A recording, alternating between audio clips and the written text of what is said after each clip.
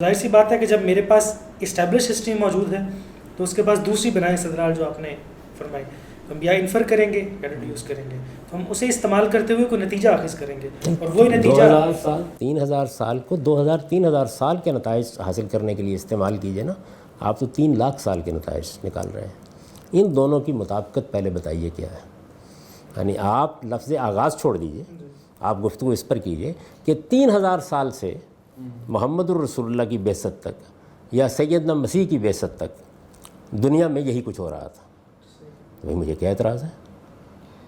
میں یہ کہوں گا کہ تیری آواز مکے اور مدینے واقعی یہی کچھ ہو رہا تھا. آپ اس میں ایک لفظ بول رہے ہیں کہ انسانیت نے اپنی ابتدا، یعنی 3000 سال کا مطالعہ کر کے آپ لفظ ابتدا بول رہے ہیں. دوسری جانب یعنی پھر اس میں بڑا آسان تھا، اور آسانی رہتی ہے آپ کو اگر آپ بائبل سے انسان کی عمر لے لیتے، وہاں سے لے لیں، وہ 6-7 ہزار سال سے زیادہ نہیں بنتی، تو اس میں کچھ بات بن جائے گی. لیکن اب جدید سائنس آپ کو بتا رہی ہے کہ انسان کی حیثیت سے دنیا میں رہنے بسنے کے آثار 3 لاکھ سال تک چلے گئے ہیں.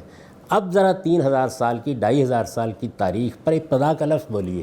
یہ غیر سائنسی ہے، غیر علمی ہے، یہ نہیں بولا جا سکتا. یہ جن لوگوں نے بولنا تھا بول لیا، اس لیے کہ جس وقت یہ الفاظ بولے جا رہے تھے اس وقت کوئی ذرائع ایسے موجود نہیں تھے کہ یہ حتمی طور پر کہا جا سکے کہ انسان 7-7.5 ہزار سال سے زیادہ پرانا ہے.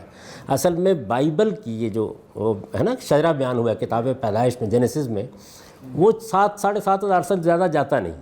تو 7-7.5 ہزار سال کے مقابل میں آپ رکھیے نا 4-5 ہزار سال کی تاریخ. اسٹیبلش کا لفظ میں نکال دیتا ہوں تھوڑی دیر کے لیے، جو کچھ بھی تاریخ ہے اس میں قیاس کے باہمی تلازم میں وہ ساری تقریر ممکن تھی جو پچھلی 2 صدیوں میں ہوتی رہی ہے.